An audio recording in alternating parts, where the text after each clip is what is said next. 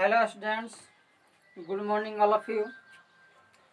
आप लोगों को पिछले क्लास में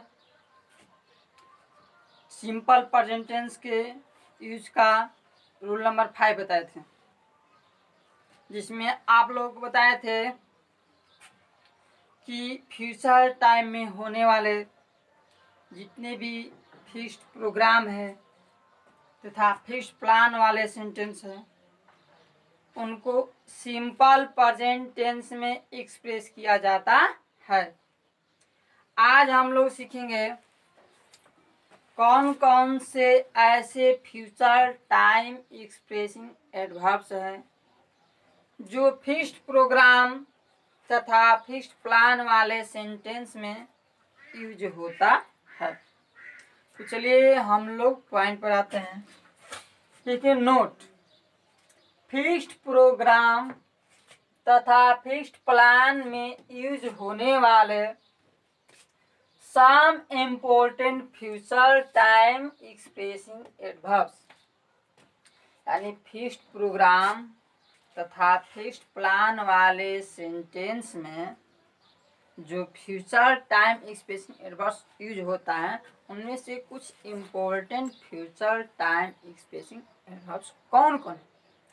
देखिए, टुमारो है, नेक्स्ट डे है, नेक्स्ट नाइट है, नेक्स्ट मंथ है, नेक्स्ट ईयर है, नेक्स्ट वीक है, इन जनवरी है, इन फरवरी, dot dot dot in December, on Sunday, on Monday, dot dot on Saturday. यानी वैसे फ्यूचर टाइम एक्सप्रेसिंग एडवर्ब जिसके पहले नेक्स्ट लगा हो, महीना का नाम है जिनके पहले इन प्रीपोजिशन लगा हो, दिन का नाम हो जिनके पहले ऑन प्रीपोजिशन का नाम लगा हो, ऑन प्रीपोजिशन लगा हो, तो उन सारे फ्यूचर टाइम एक्सप्रेसिंग एडवर्ब्स का यूज अगर किसी सेंटेंस में हो तो वह फिक्स्ड प्रोग्राम और फिक्स्ड प्लान को सूचित करता है। फिक्स्ड प्रोग्राम और फिक्स्ड प्लान होने के कारण उस सेंटेंस को सिंपल प्रेजेंट टेंस में एक्सप्रेस किया जाता है। ये फ्यूचर टाइम एक्सप्रेसिंग एडवर्ब्स जितने भी हैं, यह सेंटेंस में यूज होने पर वह सेंटेंस फिक्स्ड प्रोग्राम और फिक्स्ड प्लान को इंडिकेट करता है, डिस्क्राइब करता है। इसलिए इस सारे सेंटेंस को सिंपल प्रेजेंट टेंस में एक्सप्रेस किया जाता है। आइए हम लोग अगले रूल की तरफ चलते हैं। Rule number 6।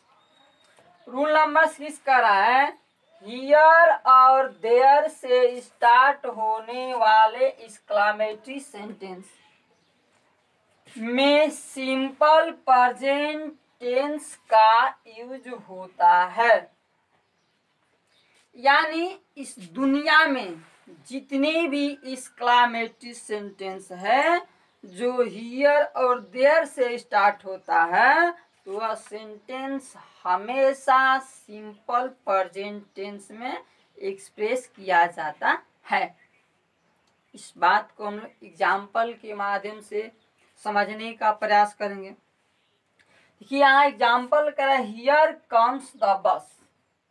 इस सेंटेंस को ध्यान पूर्वक देखने से ये पता चलता है यह सेंटेंस का स्टार्टिंग हियर से हुआ है और इसके लास्ट में एक्सक्लेमेशन मार्क लगा है, जो कि यह एक एक्सक्लेमेटरी सेंटेंस को इंडिकेट करता है जो हियर से स्टार्ट हुआ है।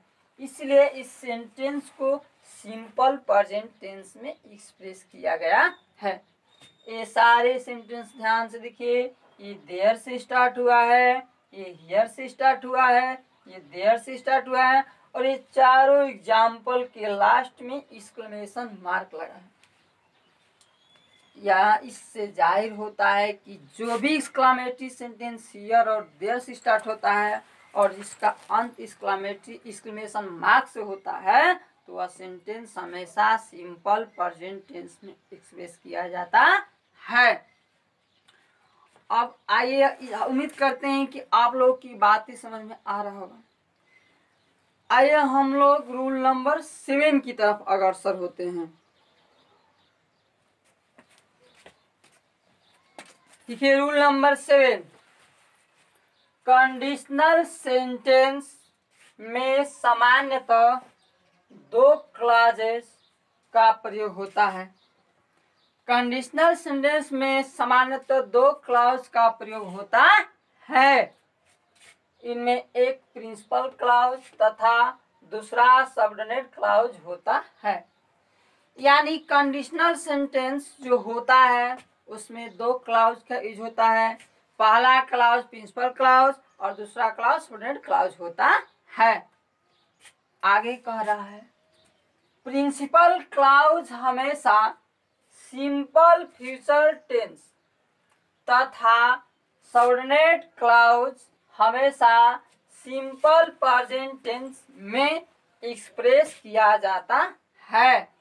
यानी जो बच्चा सबऑर्डिनेट क्लॉज होता है उसको सिंपल प्रेजेंट टेंस में, और जो प्रिंसिपल क्लॉज होता है उसको सिंपल फ्यूचर टेंस में एक्सप्रेस किया जाता है।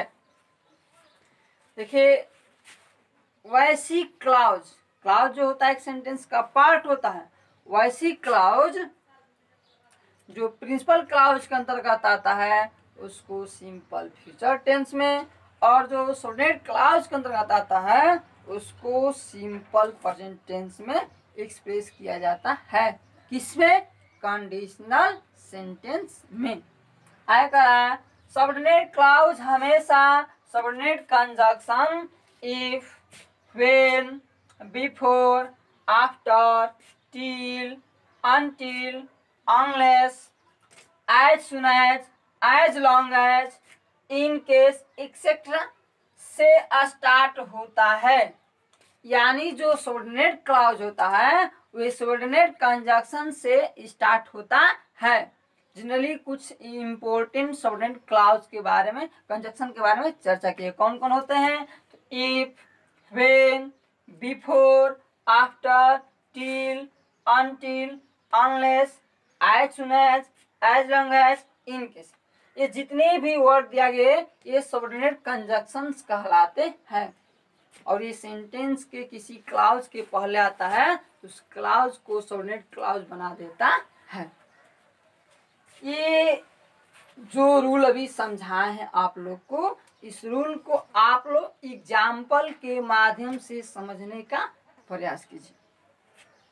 देखिए रूल कह रहा है कि कंडीशनल सेंटेंस में प्रिंसिपल क्लॉज को सिंपल फ्यूचर टेंस में और सबऑर्डिनेट क्लॉज को सिंपल प्रेजेंट टेंस में एक्सप्रेस किया जाता है। सपोज दैट कह रहा, if you come here I will teach you. यदि तुम यहाँ आओगे मैं तुम्हें पढ़ाऊंगा। देखिए यहाँ यू कम हियर एक क्लॉज हो गया, आई विल टीच यू ये एक अलग क्लॉज हो गया। लेकिन जो ये क्लॉज है इसके पहले सबऑर्डिनेट कंजंक्शन का प्रयोग हुआ है, यानी ये क्लॉज सबऑर्डिनेट क्लॉज हो गया। और ये जो क्लॉज है आई विल टीच यू इसके पहले कोई कंजंक्शन वर्ड का यूज नहीं हुआ है, यानी यह प्रिंसिपल क्लॉज हो गया। और रूल कह रहा है कि जो सबऑर्डिनेट क्लॉज होता है उसको सिंपल प्रेजेंट टेंस में एक्सप्रेस किया जाता है, और दूसरा जो प्रिंसिपल क्लॉज होता है उसको सिंपल फ्यूचर टेंस में एक्सप्रेस किया जाता है। आप लोग को बताए थे वर्ब फॉर्म्स, जब टेंस बता रहे थे उसमें बताए थे कि जो सिंपल प्रेजेंट टेंस होता है वह सब्जेक्ट प्लस V1 या V5 प्लस ऑब्जेक्ट के फॉर्म में होता है, अफर्मेटिव सेंटेंस के रूप में। फ्यूचर का बताए थे सिंपल फ्यूचर टेंस का subject plus shall oblique will plus V1 plus object, ये सिंपल फ्यूचर टेंस के अफर्मेटिव सेंटेंस का फॉर्म है। तो आप लोग इस बात को समझ लिए होंगे। आगे और एग्जाम्पल के माध्यम से हम लोग आइए जानते हैं, तब तक आप लोग हमारे साथ बने रहिए। दूसरा example, if you run fast you will win the race. If you run fast you will win the race. ये क्लाउज हो गया, ये भी एक क्लाउज हो गया, लेकिन ये क्लाउज सबऑर्डिनेट कंजक्शन से शुरू हुआ है, इसलिए यह क्लाउज सबऑर्डिनेट क्लाउज हुआ। और यह क्लाउज सबऑर्डिनेट कंजक्शन से शुरू नहीं हुआ है, ये किसी भी कंजक्शन से शुरू नहीं हुआ है, इसलिए यह प्रिंसिपल क्लाउज हुआ। और टाइम एंड टेंस का रूल कह रहा है कि कंडीशनल सेंटेंस में जो सबऑर्डिनेट क्लाउज होता है उसको सिंपल प्रेजेंट टेंस में एक्सप्रेस किया जाता है, इसलिए इस सेंटेंस को सिंपल प्रेजेंट टेंस में एक्सप्रेस किया गया है। टाइम एंड टेंस का रूल कह रहा है कि कंडीशनल सेंटेंस में जो प्रिंसिपल क्लाउज होता है उसको सिंपल फ्यूचर टेंस में एक्सप्रेस किया जाता है, इसलिए इस क्लाउज को सिंपल फ्यूचर टेंस में एक्सप्रेस किया गया है। अगला एग्जाम्पल पर समझने का प्रयास करेंगे। When he comes here, when he comes here he will help me. जब वह यहाँ आएगा, जब वह यहाँ आएगा ही विल हेल्प मी, वह मेरी मदद करेगा। यहाँ देखिए बच्चा, जो ये क्लाउज है और ये क्लाउज है, ये जो पहला क्लाउज है वह सबऑर्डिनेट कंजक्शन से स्टार्ट हुआ है, और जो दूसरा क्लाउज है उसमें किसी भी प्रकार के कंजक्शन का यूज नहीं हुआ है, और पहला क्लाउज में सबऑर्डिनेट कंजक्शन का यूज होने के कारण ये सबऑर्डिनेट क्लाउज हो गया, और इसमें किसी भी कंजक्शन का यूज नहीं होने के कारण ये प्रिंसिपल क्लाउज हो गया।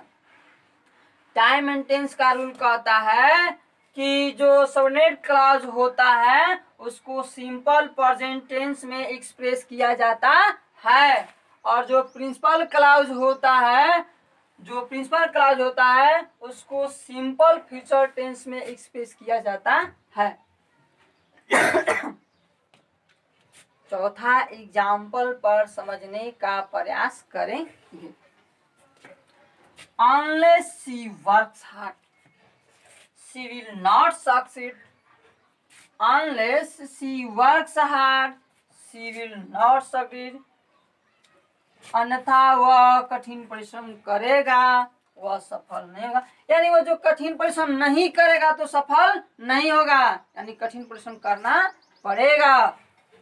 देखिए जो पहला क्लाउज है यह सबऑर्डिनेट कंजक्शन से स्टार्ट हुआ है, और जो दूसरा क्लाउज है इसके पहले किसी भी प्रकार के कंजक्शन का यूज नहीं हुआ है, और इसलिए पहला क्लाउज के पहले सबऑर्डिनेट कंजक्शन का यूज होने के कारण इनको सबऑर्डिनेट क्लाउज के नाम से जाना जाता है, और दूसरा क्लाउज जो है इसमें किसी भी कंजक्शन का प्रयोग नहीं होने के कारण इनको प्रिंसिपल क्लाउज के नाम से जाना जाता है।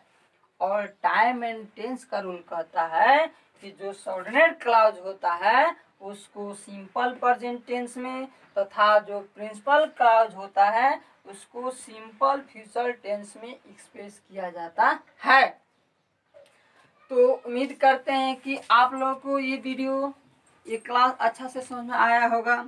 अगर आप लोगों को कोई परेशानी होती है, प्रॉब्लम होता है, तो इस वीडियो को बार बार रिपीट करके देखिए, आप लोगों को एकदम क्लियर हो जाएगा, क्लीन हो जाएगा। समझ गया? तो आप लोग हमारे साथ बने रहे।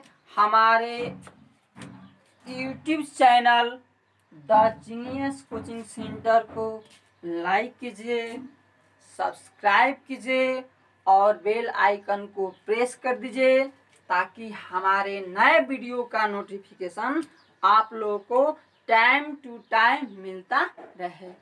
Thank you. जय हिंद, जय भारत।